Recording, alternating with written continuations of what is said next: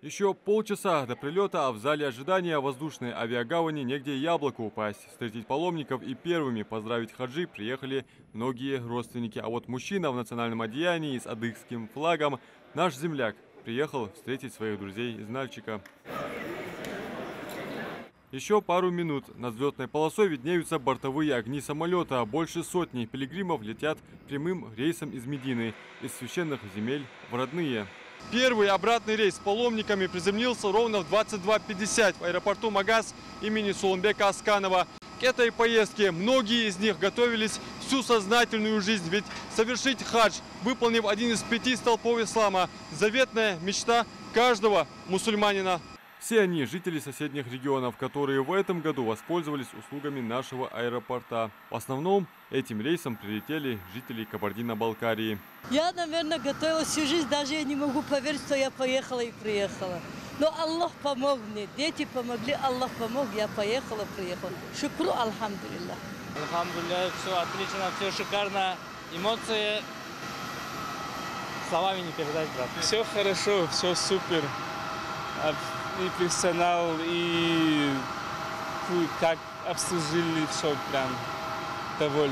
Паломничество к исламским святыням продлилось больше 2 недель. Впрочем, для новоявленных хаджи время пролетело как миг.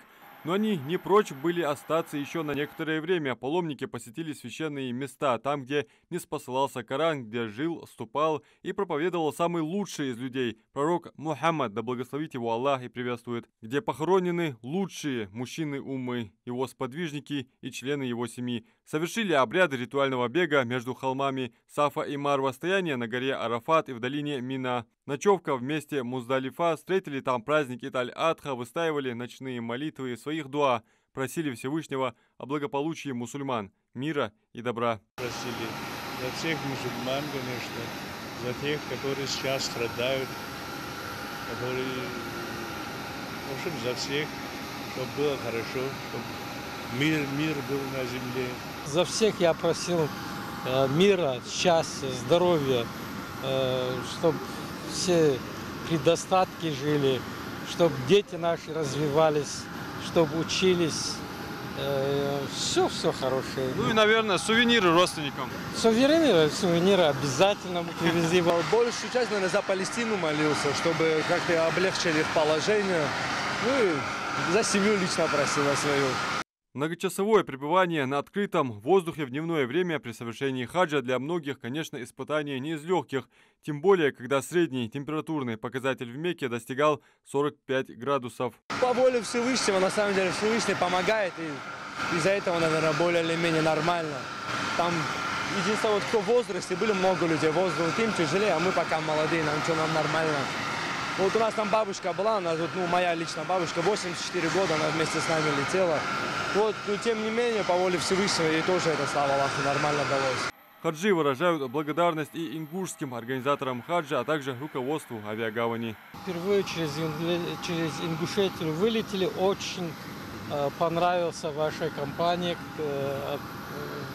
приятно было слетать и удачно вернулись. Ну, такие вообще у нас в году один раз бывает, очень приятно было. Спасибо вам большое и республике, чтобы здравие, чтобы развивалось, все отлично было. Искренние пожелания от новоиспеченных хаджи, плюс неожиданный подарок от паломника из Кабардино-Балкарии. Вдвойне приятно. К сведению, для встречающих паломников из Ингушетии первый борт с нашими паломниками будут встречать в полночь 25 июня. Для наших земляков организуют 9 рейсов из Джидды, Адам Мережков, Султан Магушков, Магаз 24.